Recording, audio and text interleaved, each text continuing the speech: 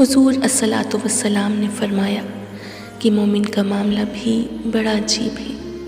جب اسے تکلیف ہوتی ہے اور وہ صبر کرتا ہے یا اسے خوشی ملتی ہے تو اس پر وہ شکر کرتا ہے تو دونوں صورتوں میں اللہ اس کو اجر عطا کرتا ہے۔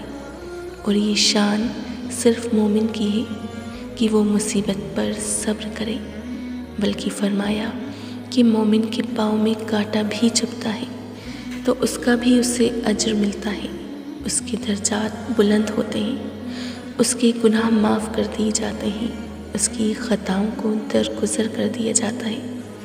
لیکن یہ مشروط ہے کہ اس تکلیف کو صبر کے ساتھ برداشت کرے۔